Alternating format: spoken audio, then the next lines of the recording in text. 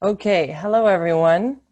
Welcome to our webinar and workshop this time. It's from the series Get Your Writing Done, and it's about the use of a language this time, the language of writing. My name is Emma and I'm an international student ambassador. We're organizing this series of Get Your Writing Done together with AVOK, the Center for Academic Writing and Communication. And I'm here with Joost. Joost is the head of AVOK and he will do most of the talking today, like always. And he will talk a bit about language, the use of language and the different approaches. So I'll give a short lecture about that. And then we have an exercise. He will let us do a task with the writing that we need to get done to practice. And then we'll have some time for questions if you have questions about this. And you can already post them in the chat if you have them, or during the webinar or at the end, and then we'll discuss them. All right, I will now give the word to Joost. Well, thanks again, Emma, for the introduction and giving a little bit of an overview as to what we are going to do today. So the things that you can expect. So I will certainly give you a good introduction as to how we are going to proceed with the topic. Because of course, when we talk about language, it is quite a difficult topic to condense into a short webinar, primarily because, of course, learning a language really takes a lot of time, as well as trying to really get a good understanding of what our language does in our text also takes a good amount of time to analyze. So again, I think that I mentioned in the first webinar, which we did, that most of the time when I teach academic writing, we have to take a semester, if not 2 semesters, to really cover some of the topics. And then, of course, it takes another couple of months, if not years, for the students who attend the course to really get a really good understanding of how they can improve or what they can do with their writing. So it's of course quite clear at this moment, that writing really does take a lot of practice, and the language used for our writing, well, it takes a lot of practice as well. So the content for this webinar really takes a very, let's say, what we call a functional approach, and you will hear these terms coming in through the webinar itself. Where we really try to give you some guidance on how you can, again, strategically analyze and use your language in order to make your writing better in the short period of time that you might have, for example, to construct your thesis. As Emma also mentioned, well, please, do write your questions in the chat window so that we can, well, start to answer those questions, when we are here. And the other thing is that, well, given that there are, not so many of us, we can really start to well, get those questions to come in and work together on this topic. So, well, let's get started. So the topic of the workshop is, well, the language of writing.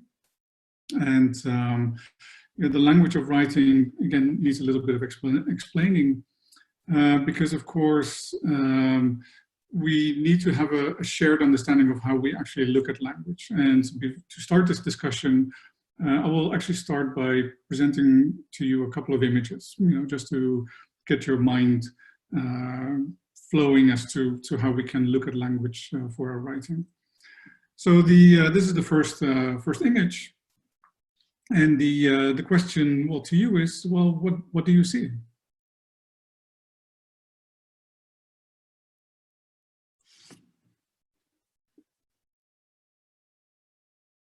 And yeah, unfortunately, I can't see the.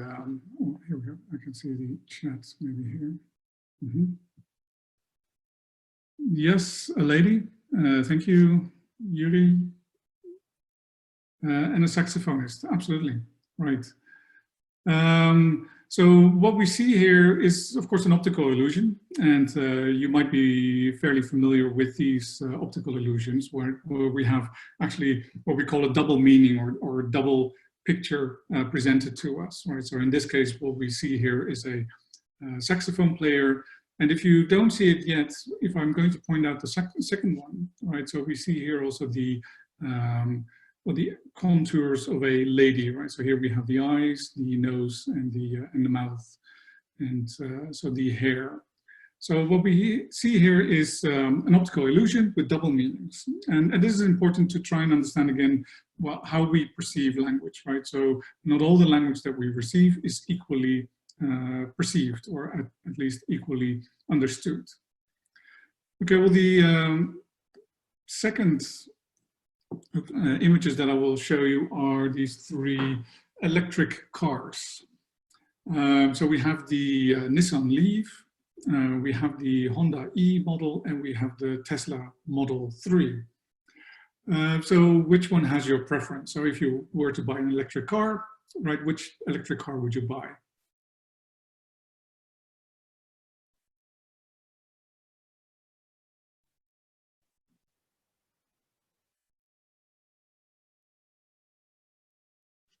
Yeah, and again, you know, you can write your answer in the chat window. Tesla? The red one is the Tesla?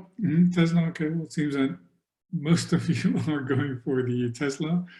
So none of you are going for the Nissan Leaf. Okay, a Honda, so that's the green one. Yeah, the color really does look very cool, absolutely. So, you know, we are getting a little bit of a diverse answer. So, you know, some of you are saying, okay, well, red, perhaps that might be the color for me, or perhaps because it's a Tesla, right? So the criteria is that Tesla is the current, you know, electric car of the, well, you know, the electric car to have. Whereas, okay, well, a Honda in this case, you know, really comes in a really cool, cool color. So everybody has their personal preferences, or what we might say, you know, their personal criteria for selecting a specific product, right? So we can put in place as well chairs or, you know, anything in this case, which also means that we can put in place text, right? So in this case, what we see here is two different texts. Yeah, it doesn't really have a content, it's just for illustrative purposes. So what we have here is we have a good example and a bad example, right? So it really depends a little bit about, you know, the knowledge that you might have about the text itself, or what you might have in terms of the requirements for how you would evaluate a good text and a bad text, right? So how do we know whether a text is a good text, and how do we know whether a text actually is a bad example? Right, so it appears from research that we are quite intuitive. So we make quite intuitive decisions, and when we read something, quite often we can say, okay, well, you know, I think that this is a good example of a text. And in other instances, you know, read a text and you can say, okay, well, I really don't like this text, or I can really see that this text is a bad example. And this is also quite often, you know, the way that instructors might evaluate your essays, right? So they look at your text, and depending also on the kind of text that they have read before, you know, they will evaluate that text also based on experience and based on specific knowledge that they have on what good text should be, right? They will make that evaluation. But when you're writing and when you don't have that experience, or when you do not have that knowledge, right, we still need to actually we should be able to determine, okay, well, how are we going to construct a text which is a good example rather than a bad example, right? So, you know, you will submit your text to your instructor, and you will get all this feedback saying, okay, well, you need to check your thesaurus in this case. There are words in here which you know, might have much better words, or you know, the way that you're constructing your sentences really do not make any sense. Questions whether things are okay or whether the topic is good, right? So you get the experience of, you know, the instructor here evaluating your text based on specific criteria, and then you get your own criterion trying to make sense. Okay, well, what about that language that I'm using, or what about the way that I'm constructing the text actually makes it a good or bad example, right? Because you might actually evaluate one way and then get a response which is another way, right? So that sort of comes then to the next question to you. So what in your own text, or what in the text that you are writing, can you clearly distinguish as being good or bad, right? So what aspects in your text can you distinguish as being good or bad, right? So how well can you evaluate your text, and what is acceptable and unacceptable? So maybe think about this for a couple of seconds, right? So what in your text can you clearly distinguish as being good or bad?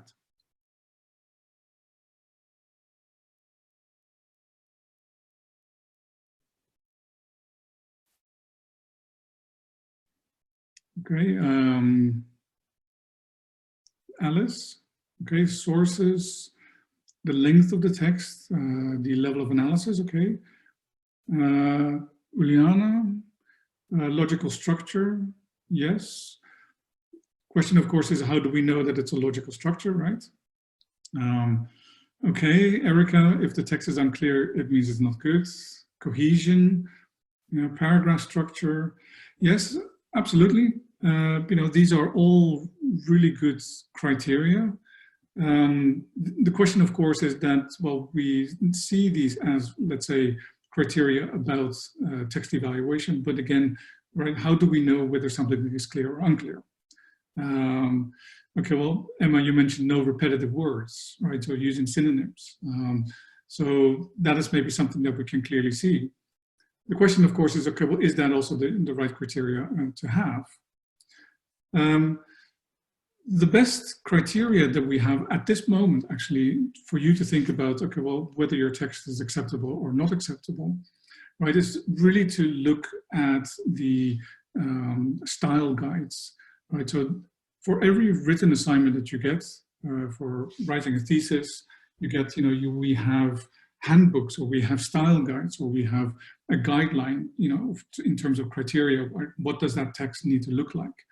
Because if we don't know those, everything that we evaluate really is very subjective, right? So cohesion could be very subjective, you know, whether text is unclear or clear could be really subjective, and we'll come to that. So we need to have what we call more objective measurements, right? So how can we become a little bit more objective in terms of understanding the quality of our text? This also means that we need a much better understanding of the limits of our language, so that we can actually apply strategies and formats which will help us, or rather more specifically the reader, to overcome these barriers of evaluation, you know, what is good and what is bad. So we have actually some good ideas of what those limitations of language are, and when we apply this to writing, and these were presented by Stephen Levinson in 1919, and Stephen Levinson, you know, drew up 4 quite general conclusions of the limitations of language. And the first limitation that Stephen Levinson came up with is that language is ambiguous by nature, right? So what does that mean? Language is ambiguous by nature, right? So basically it means that we are never in control, or never fully in control, of the meanings of the things that we write, right? So much of it relates to what our readers interpret. And of course, well, last time in the first seminar, we already spoke about, you know, that reader really is an important, well, the reader is really important to take into consideration, because you are writing for that person. Primarily also that you can work with this ambiguity a little bit more, right? So what we have is that the meaning, which is ambiguous, is jointly constructed by the writer, which is you, and the reader. Right, an example of this, and this is not an example in text itself, but more or less an example in spoken language, right? If you would phrase the question, okay, well, how are you doing? Right, so that question, how are you doing, actually is quite ambiguous, right? It depends in the context where I'm in, how people will interpret that question, right? In the United States, for example, if I ask how are you doing, people would actually understand that that question really is more or less like a hi. Whereas, you know, in my experience as well, in Estonia, for example, if you would ask that question, how are you doing? You know, there are people who are somewhat unsure what you mean by that question. Are you really asking me how you're doing? or are you well, asking me something else, right? So there is this ambiguity within just that single phrase. I was just recently reading an article about how that phrase currently, in the current situation, so the COVID-19 situation is changing, where that question, even in the context of the United States, starting to have much more meaning, you know, where people are asking each other, how are you doing online, really actually asking them how you're doing, right? So really wanted to get a better understanding of their current situation rather than just saying hi. So the second limitation that we have is that we must draw inference about meaning, right? So when we talk about well, language in this case, and so we must draw an inference about anything that is being said. An inference in this context is that we have to draw, or we have to jump to a conclusion about what other people mean. Right, so going back to that example, if I say, how are you doing, right, I actually need to come up with a conclusion about what you mean with that question, right? So it is really important that, you know, that I actually give it a meaning. And that meaning, of course, is based on two main sources.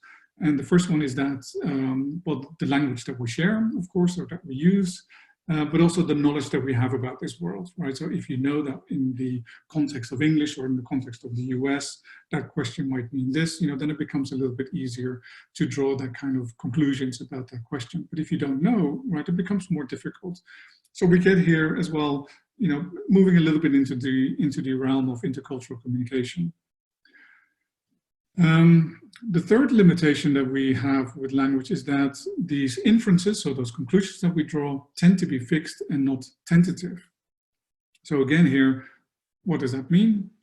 Right, so if I am going to, well, draw a conclusion about, let's say the phrase again, how are you doing, then actually my interpretation of that is really quite fixed, right? So having been brought up in a specific culture or within a specific language structure, that is the kind of meaning that I will attribute to that phrase quite frequently, if not always, right? So it's quite difficult then to try and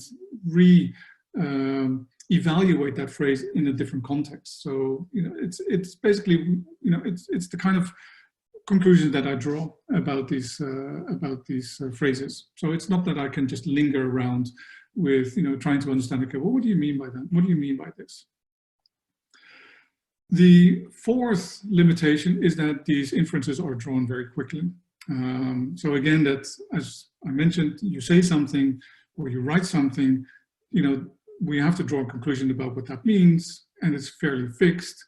And I have to do it very quickly, right? So communication or the use of language and, you know, reading is an activity that happens fairly quickly. So we have to be really conscious about this. And then if we interpret this back to writing, right? So we have to think about more specific ways in which we can integrate this, right? So we have to make sure that the language, you know, that you are going to use in your text is first of all going to be understandable, and to make sure that it's understandable, it needs to be clear and it needs to be simple, right? So clear and simple is a major criteria of good writing in this context, and it's a good criteria for language use, which also means that the second, well, looking at the second limitation, is that you need to tell your reader what you mean, right? So a lot of times, if you are writing things about, let's say, a summary about things that you have read, then you could just say, okay, well, this is a summary about things I've read, right? So you make it clear to the reader what it is that you're actually doing, rather for you, well, putting the reader in the position where they need to try and interpret what it is that you are doing. So you use clear reasoning to describe your perspectives. Yeah, so in this case, you might be able to help the reader to take different perspectives into consideration, so that the view that they have, you know, might not be the only view, but they could somewhat change their view according to the way that you are presenting it to them, right? And of course, the last one is to make sure that you do not give the readers too much time to try and work out what you mean. And the last point, of course, is a very crucial point, because a lot of times when you give your text to somebody to read, and let's say you are going to give your text, so your thesis, to your supervisor to read, if your supervisor has to think way too long to try and understand what it is that you're trying to say, or trying to convey in this case, then the supervisor will be, okay, well, I don't understand. It's unclear. It doesn't make any sense. And you're making me work too hard to try and work out, meaning. And as a reader, in this case, what you need to do is really take the reader, the perspective of a reader as being lazy readers, right? You have to prepare them for the things that you are doing. And when we think about, well, these limitations, we can really also talk about what we mean then by academic language, right? So what kind of criteria can we then put on an academic language? And to do this, we can start looking more or less at the language use, and we will apply this to the introduction as something that has a major function, right? So everything that you say, everything that you write, in this case, has a function. So we call this a functional approach to understanding the way that you are going to construct text. And in most cases, the kind of functional approaches that we take, or the kind of analysis that we do, is something through rhetorical analysis. So rhetoric, rhetorical analysis, and then applying this to the introduction. So again, maybe just a question to you. What is rhetoric? And what is a rhetorical analysis? So maybe the first one, what is rhetoric? So how do you understand rhetoric? And again, you can use the chat to maybe reply to that question. What is rhetoric? I think, we might have heard of things like rhetorical question. But that's not rhetoric. So it has the word rhetoric in there, but yes, a rhetorical question, absolutely. A question that we all already know the answer to. Thank you, Alif.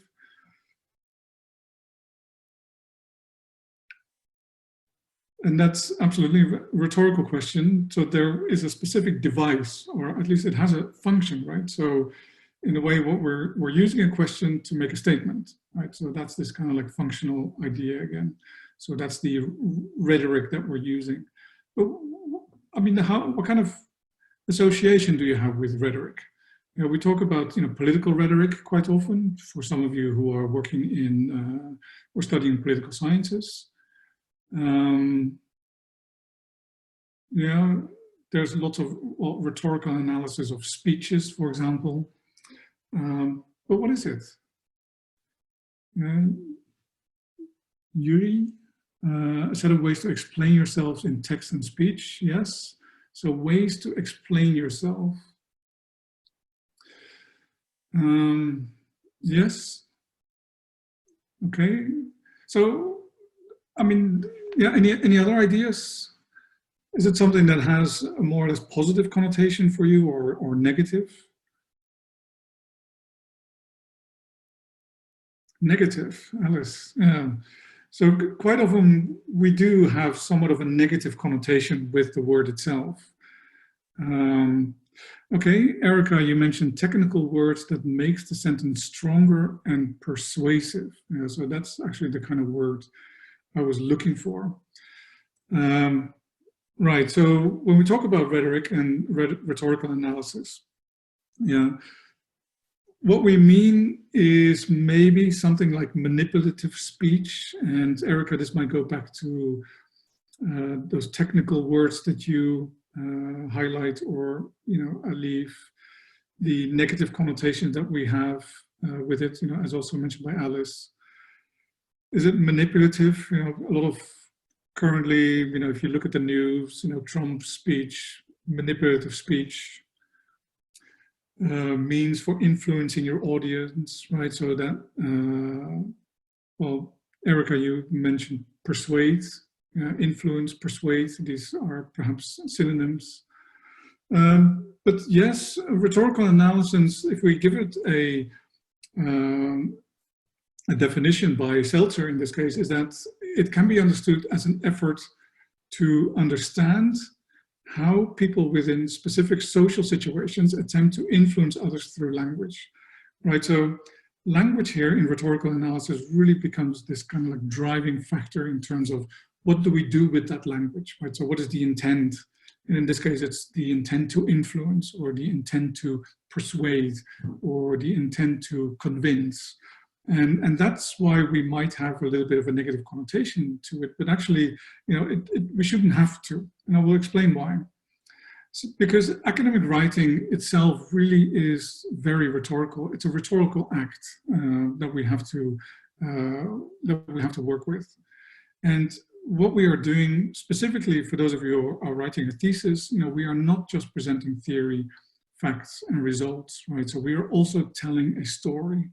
We are also trying to convince the reader that, for example, the theory that I've used, the facts that I'm presenting, or the results that I'm presenting are also, you know, reliable or convincing enough for, well, for me to receive a diploma, for example, right? So it's not just a presentation, right? There is something rhetorical about it.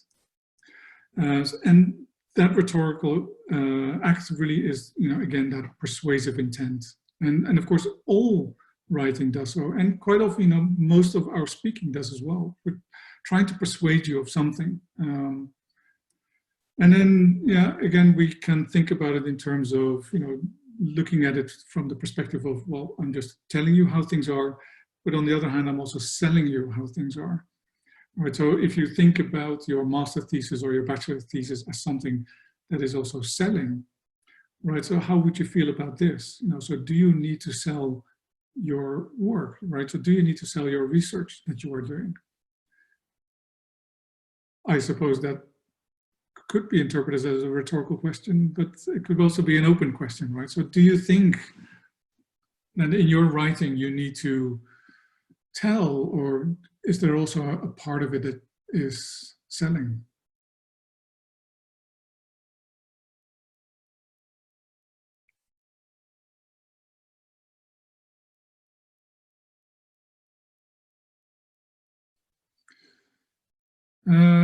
Yes, Alex, you are selling it in that way that you have to convince that the topic is academic. And you're absolutely right here, because of course we operate within a specific environment, right? We operate in a specific context, which is the academic context.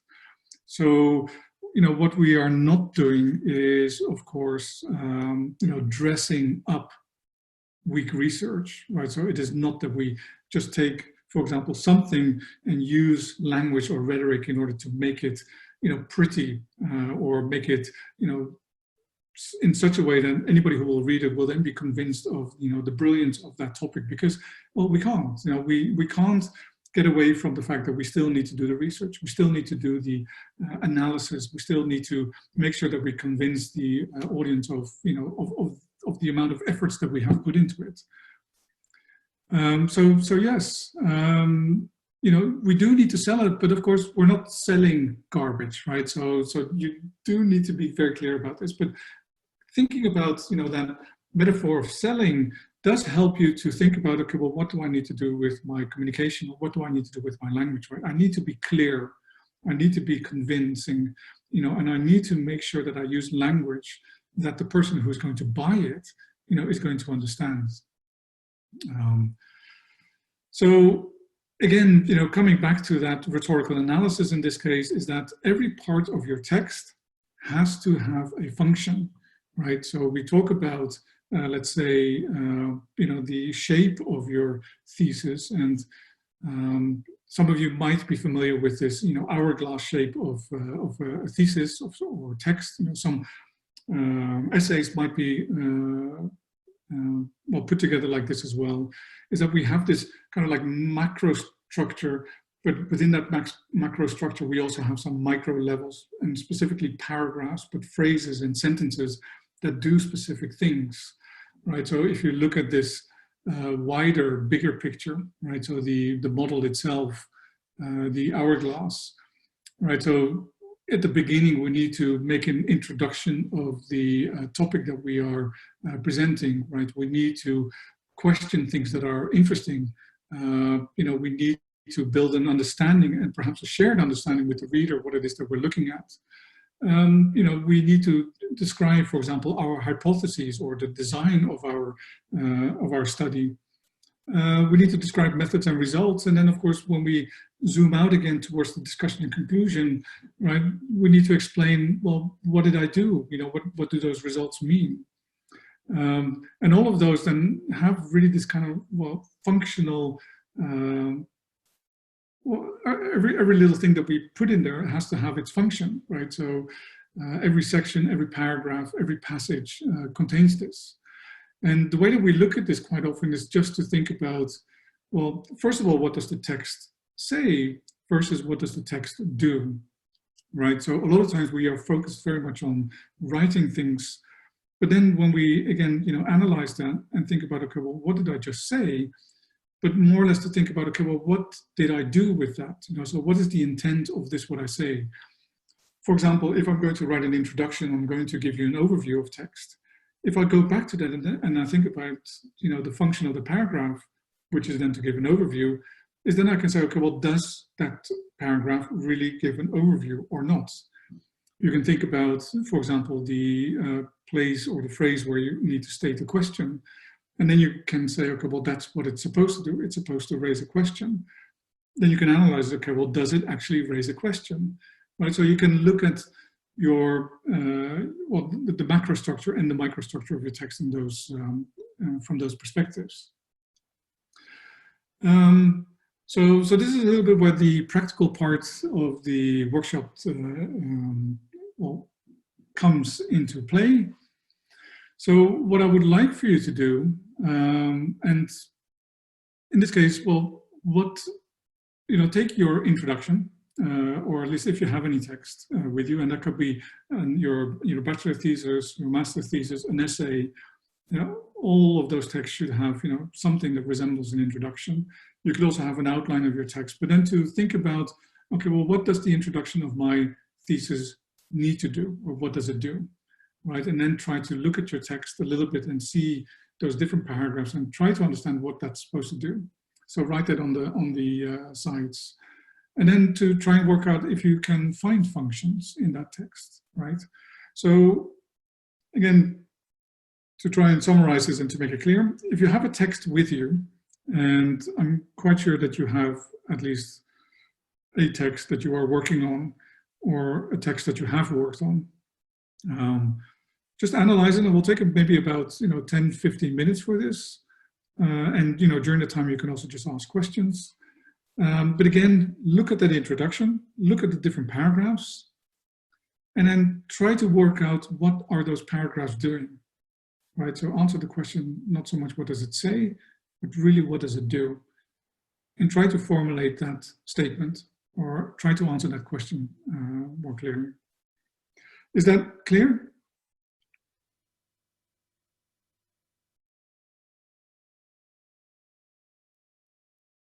Okay, great.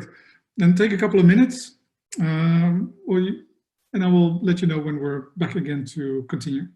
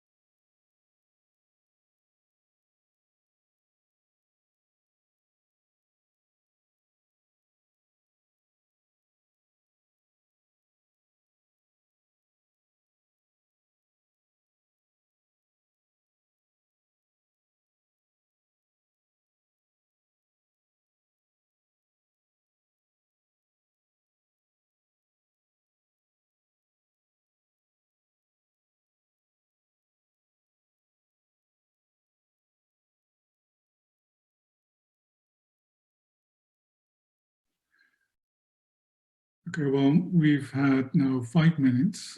So I can see that, well, Alice has already raised a question in the chat window, but perhaps some of you might also want to maybe raise your hand and speak out, because I can see that I can actually give you, allow you to talk. So is there something that you have found in your text? Yes, so Alice's question in the chat was that, should the introduction also pose or pave the way for the question to be answered in the chapter? And my response to that is more or less, if that's a function, right, so what is the purpose of that function? So what?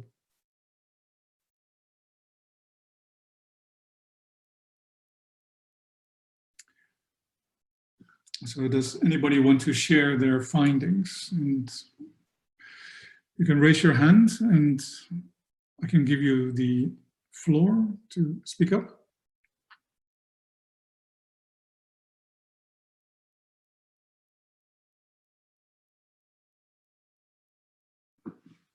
Okay, Yuri, and sorry if I mispronounce your name, but yes.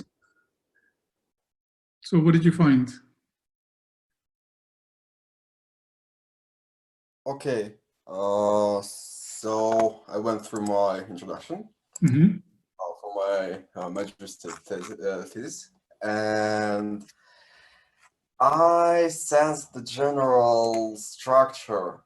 First is I introduce the general problem. I show the opportunity to solve it. I show that right now there is a big challenge connected to this problem. I suggest an approach, a tool.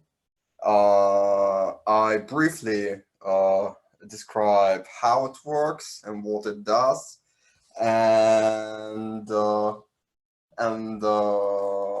I intend to try to solve this problem, at least. And basically that's it, like 7 or 8 paragraphs of text. Right, so every single paragraph that you just mentioned has a specific function. Function, intention, yes. Intention, right, absolutely. Okay, very good. If you would line them up, do you see any discrepancy between them, or perhaps a way to reorganize the paragraphs as well? Probably. I feel like at some points I repeat myself in a way, because when I introduce the problem I'm solving in the first paragraph, I come back to this theme in the third paragraph. So maybe a better way to do it is to compose them together.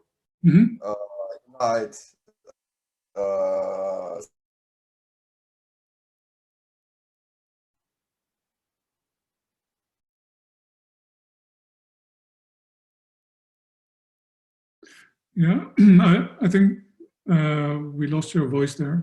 But yes, absolutely. I think that you're right. So, listening to those different functions, we can see that there might be an overlap between the kind of things that you were trying to achieve with those paragraphs. So again, it's a good way to try and really think about, that kind of structure that we are building. Something that I also hammered on, of course, in the first webinar. So planning becomes an important part. And this is a really good and easy way to try and think about, okay, well, what am I doing in my introduction, and what is the introduction supposed to do, right? So Uliana, you also asked, so should an introduction include personal motivation to do the research? Well, the question then in this case is, okay, well, what would be the function of that, right? So should you actually include a personal motivation? And by doing so, what are your intentions? So what is the function of that? Do you want to, for example, convince the the reader that actually there is something very personal about it, or or would that just make it too personal, right? So is there a larger motivation that that might be needed, right? So making things personal, depending on the kind of text that you write, might not be necessary in your genre, right? You can also make that personal motivation, let's say, a general motivation. Okay, well, Galaxy J7. So Kaligi, I see. I will turn on your mic. Yes. Oh, where did you go?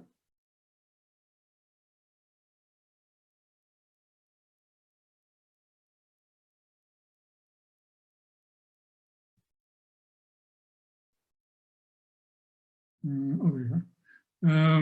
Kaligi, do you want to say something?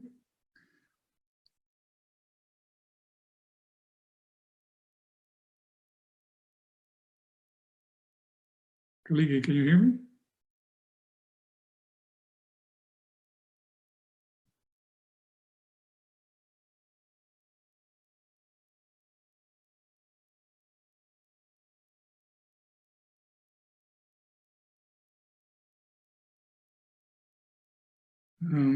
Kaligi, if you want to say something, you would need to unmute your microphone.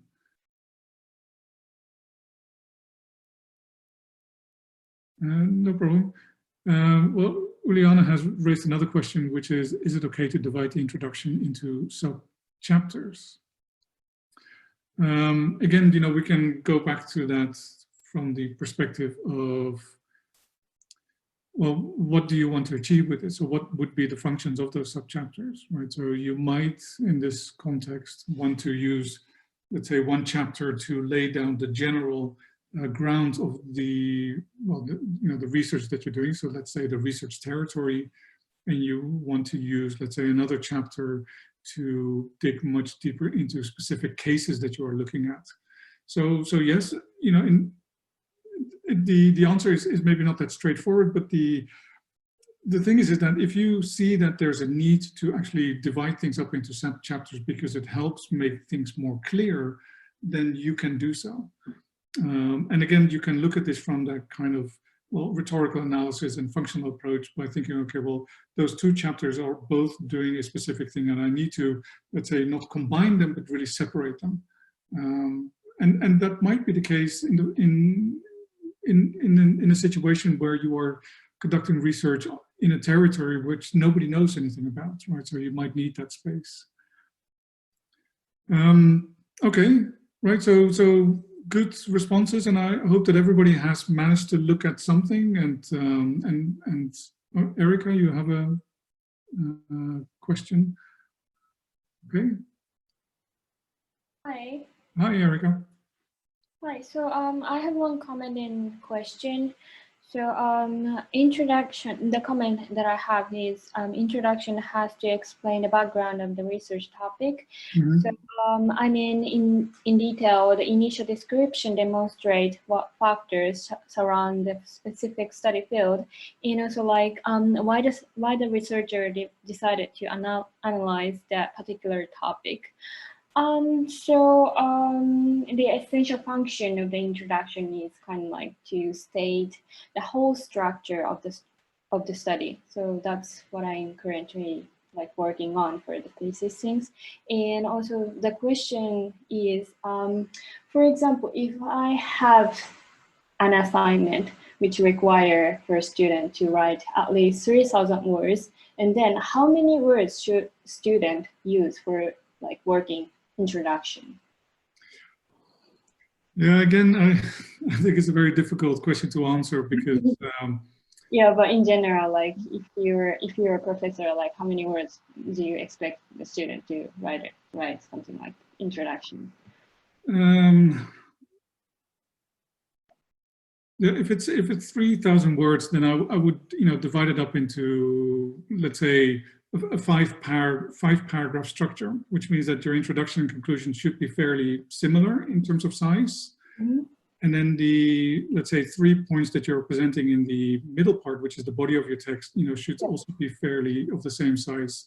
So then you can work out the percentages a little bit. So what I would do is then, you know, divide up that 3,000 into, well, into those different parts. So use the introduction and conclusion as a guideline of how much you need to include, and then use the body part as well and break it up into 3 parts. Right. Okay. Thank you. Okay. Well, let me just continue with the, well, you know, with the answers of your questions, but as well, you know, looking at the introduction as a whole and the kind of functional approach that we can make. So within the research of rhetoric and rhetorical analysis, there's a lot of work being done in terms of trying to put lots of theses together and really trying to analyze what commonalities do they have. So if we look at an introduction of a thesis, let's say a master thesis, and this is research done by Dudley Evans, so they find that most of the theses make similar moves. So these are the most common kind of like moves which are being included in the introduction. And the first move is, for example, introducing the field of the topic, right? And then the second move is introducing the general topic within the field, right? So related to a more general, broader perspective as to where we are moving into. And then, of course, introduce the particular topic that you are working on within that general topic. And then, you know, move forward. You can see already that we are slightly moving in more slowly towards the specific research problem that we are presenting, right? So move forward, preparing for the present research by indicating that there's a gap, indicating possible extension to previous research, and then in the final move, you know, stating the aim of the research. So this is one way that we can funnel our introduction by looking at the kind of functions that we have presented in those introductions. And when we actually look at those different moves, we can also see that many of those moves really come with very useful language patterns. And so, for example, if you look at move 5, which says, okay, preparing for, you know, present research by indicating a gap, right? So the way that you can, well, indicate a gap is by using phrases such as, it is still not known whether, or something much less is known about, you know, X. Or you see these kind of like phrases, which is like, however, right? Very little is known about X, or however few studies have investigated. So what we get is these kind of like chunks of language related to the functions, which are very, very common, which we can use for our own you know, text construction. Another example here in move 6, a common language pattern is that when we're introducing present research, we state the aim of the research or describe briefly the work carried out. So you get phrases like, in this paper, or in this essay, or the aim of this essay is, right? Again, we are not trying to come up with new phrases, you know, to do the same thing that we want the text to do. You know, we just replicate clear language and clear, well, functional expressions in order to make sure that the reader understands, okay, well, when you say in this paper, I argue that, what you're doing is that you're stating the aim of the research, right? So that's the expectation that I would have as a reader, and you are fulfilling those expectations, right? So there's like no ambiguity here presented.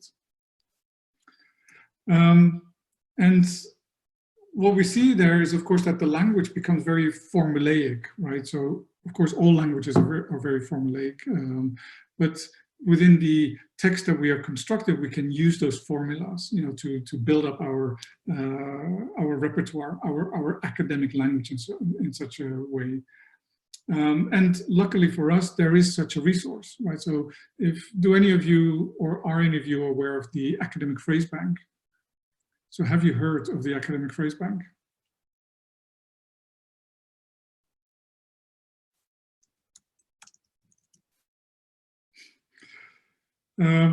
Well, if you Google Academic Phrase Bank, and it's compiled by the University of Manchester. So it's the University of Manchester Academic Phrase Bank. So what they have done, and this is a real, you know, good resource. And maybe I can just show it to you as well here. So I will share my screen. So here it is. So this is the Academic Phrase Bank. established by the University of Manchester. And what you can see here on top is, again, those different well, parts of the text, right? So introducing work, describing methods, for example, reporting results, referring to sources. So that's related to the literature review that you might have in your text. And then if you click there, you can see here that they are doing specific things like establishing the importance of the topic. And there's this whole group of phrases which you can use in order to make those, make that what we call move in your text, right? So we have all of these functions that we can see in our text, and we have the phrases that actually do that. And the way that they've done is, again, frequency analysis. Look at many texts that have been written. Master thesis, bachelor thesis, anything, and then you could see, okay, well, what are the most common phrases that are being used in order to construct those functions? And you can use them, but just make sure that you fill in your own content, right?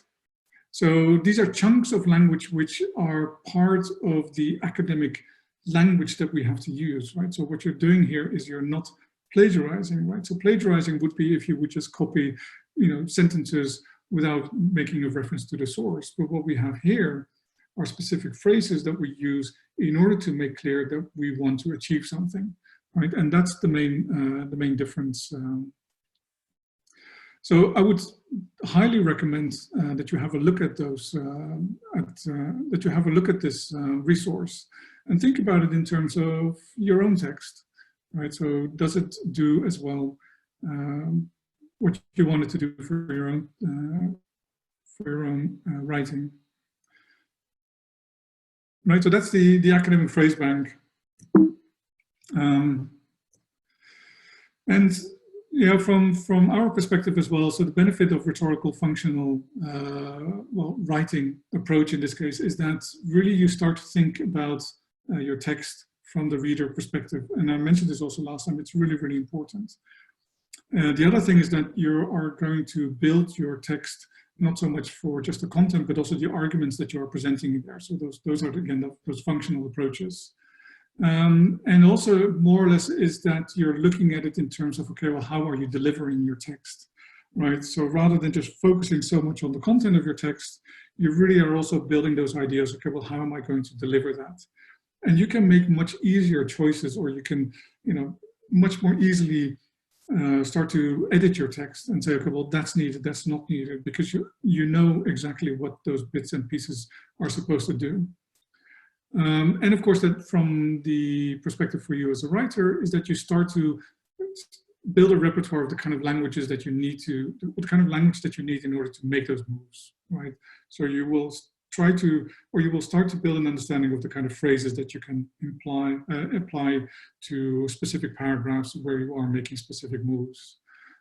So from a language perspective for writing, this is a really good way to look at it. And of course, it helps you to become a much better arguer, storyteller, and seller of your text. So finally, just to end things, when we summarize this and think about your academic language, right? Your academic language needs to be incredibly predictable, right? So that is part of that, the kind of like limitations that we have with language, right? You have to work with those limitations to make sure that you do not go off too much in a tangent. And I think there was in the earlier phase, I think maybe Emma, you mentioned, let's see if I can find, so no repetitive words, right? So I use synonyms. So the question here is then, if you use synonyms for things that are supposed to mean the same things, are you being predictable or are you making things more complicated? Right, so sometimes actually using the same word to describe the same thing actually is the better choice to make, right? Because it just becomes so much more predictable, so much more simple, perhaps much more boring, but in a way, what we want to achieve is something that the reader is going to clearly understand. So that's what we have to think about, when we use our language for writing and using that, functional approach to, to our language. And that's where I will end, and maybe ask if you have any more questions about this topic. I realize it's a very condensed version of rhetorical analysis, the moves and steps and the function of language, but I hope it was clear, and I hope that that you managed to get a bit of an understanding of how you can work with it. So if there are any final questions, and that, well, Emma, you mentioned, asked if there are any final questions. Absolutely. Yeah, thanks a lot for organizing this session. Once again, I think it was very, very helpful, at least for me. I hope it will, all of you at home, also help with getting your writing done. And if no one has any questions, then I want to thank you for joining, and check out like Facebook in general or your email, because we will have more events, another one next week. So please stay in touch and you will see our next topic of next week. And thank you for joining. Everyone, stay healthy and stay at home. All right. Thank you. Thank you.